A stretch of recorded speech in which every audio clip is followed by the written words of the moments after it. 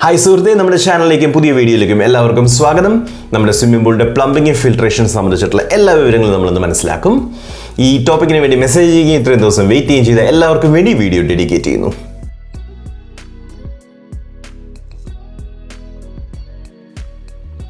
ആദ്യമായി സ്വിമ്മിംഗ് പൂളുകൾക്ക് എന്തുകൊണ്ട് ഫിൽട്ടർ ആവശ്യമാണ് എന്ന് നമുക്ക് മനസ്സിലാക്കാം. മിക്ക പൂളുകളിലും ഒരു നദിയെയോ കുളത്തെയോ അപേക്ഷിച്ച് വളരെ കുറച്ച് വെള്ളം മാത്രമേ ഉണ്ടാകൂ. ഉള്ള വെള്ളം മാറി പുതിയത് വരുന്നതും സ്വിമ്മിംഗ് പൂളിൽ താരതമ്യേന കുറവാണ്.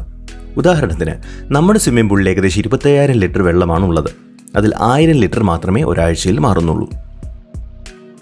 ഫിൽട്രേഷൻ ഇല്ലെങ്കിൽ നമ്മുടെ വിയർപ്പ്, മുടി തുടങ്ങിയതെല്ലാം പതിയെ പതിയെ പൂളിൽ അടിഞ്ഞുകൂടും. താമസിയാതെ പൂളിൽ നമ്മോടൊപ്പം ബാക്ടീരിയകൾ നീന്തി തുടങ്ങും. കൃത്യമായി ശ്രദ്ധിച്ചാൽ പൂൾ വൃത്തിയായി സൂക്ഷിക്കാൻ എളുപ്പമാണ്. ഈ കാണുന്ന പോലെയുള്ള ഒരു സാൻഡ് ഫിൽട്ടർ യൂണിറ്റ് 30 തൊട്ട് 50 മൈക്രോണിൽ കൂടുതൽ വലിപ്പമുള്ള എല്ലാ വേസ്റ്റ് കണങ്ങളെയും അതിൽ ട്രാപ്പ് ചെയ്യും.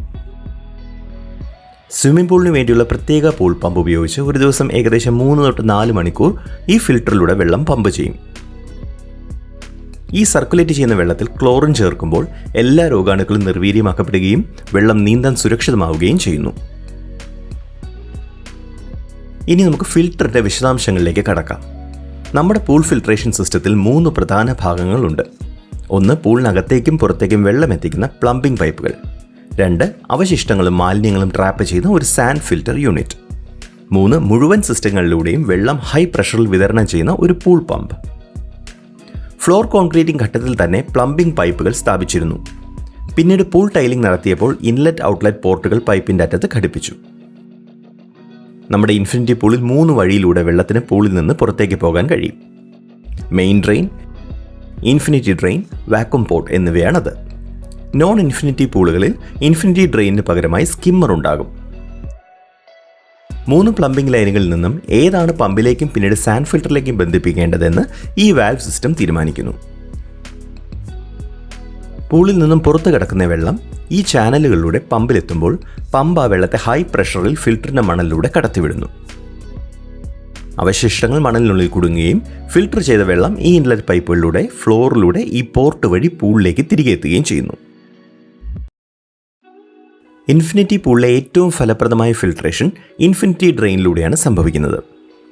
ഇൻഫിനിറ്റി ഡ്രെയിനിലൂടെ വെള്ളം പുറത്തേക്ക് പോകാനായി വാൽവ് സെറ്റ് ചെയ്താൽ വെള്ളം ഈ ചാനൽ വഴി പോകുകയും ഫിൽട്ടർ ചെയ്യപ്പെട്ട് മെയിൻ പൂളിലേക്ക് തിരികെ എത്തുകയും ചെയ്യും. ഇൻഫിനിറ്റി ടാങ്കിൽ നിന്നുള്ള വെള്ളം മെയിൻ പൂളിലേക്ക് പമ്പ് ചെയ്യപ്പെടുന്നതിനാൽ മെയിൻ പൂളിലെ ജലനിരപ്പ് ഉയർന്ന് ഇൻഫിനിറ്റി ബോർഡറിലൂടെ ഒഴുകി വീണ്ടും ഇൻഫിനിറ്റി ടാങ്കിലേക്ക് വീഴുന്നു. ഈ പ്രക്രിയ തുടർന്നുകൊണ്ടേയിരിക്കും. ഇൻഫിനിറ്റി ഫിൽട്രേഷൻ മോഡിൽ ഒഴുകി നടക്കുന്ന അവശിഷ്ടങ്ങൾ, ഇലകൾ എന്നിവ ഇൻഫിനിറ്റി ടാങ്കിലേക്ക് കവിഞ്ഞൊഴുകുകയും സ്ട്രെയിനറിൽ ശേഖരിക്കപ്പെടുകയും ചെയ്യുന്നു. നോൺ ഇൻഫിനിറ്റി പൂളിൽ സ്കിമ്മർ എന്നൊരു യൂണിറ്റിലൂടെ വെള്ളം കടന്നു പോകുമ്പോൾ ഇലകളും മറ്റവശിഷ്ടങ്ങളും വന്ന് അതിലടിയും. മെയിൻ ഡ്രെയിൻ ഫിൽട്രേഷൻ വാൽവിൽ സെറ്റ് ചെയ്താൽ മെയിൻ പൂൾ ഏരിയയിലെ വെള്ളം മാത്രം ഫിൽട്ടർ ചെയ്ത് പൂളിലേക്ക് തിരികെ പമ്പ് ചെയ്യപ്പെടും.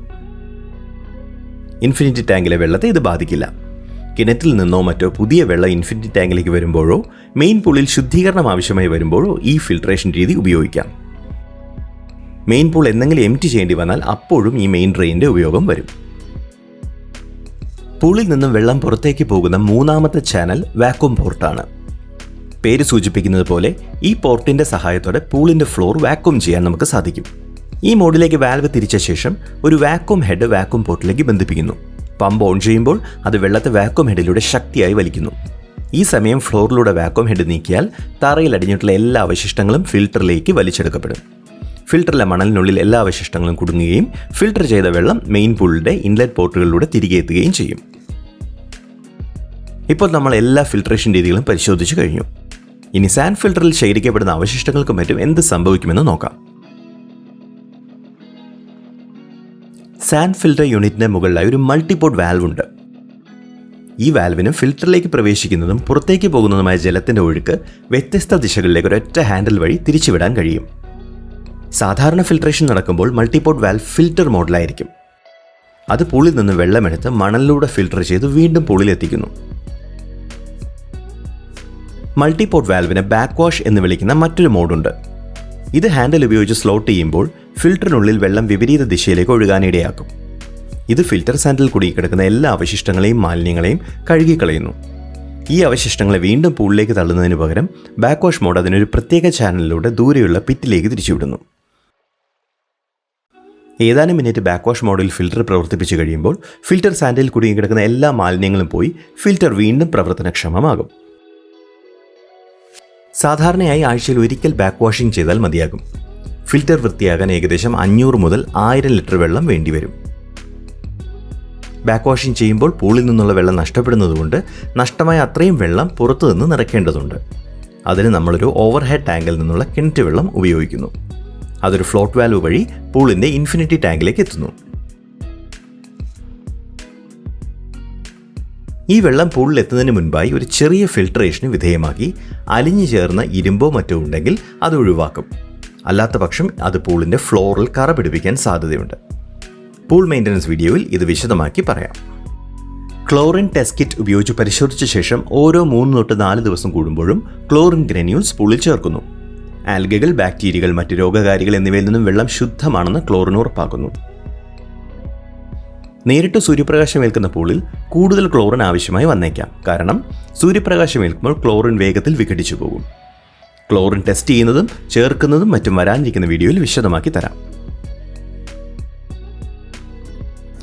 പൂൾ പ്ലംബിങ്ങിൻ്റെ ഫിൽട്രേഷൻ്റെ വീഡിയോ ഇവിടെ കംപ്ലീറ്റ് ആവുകയാണ്.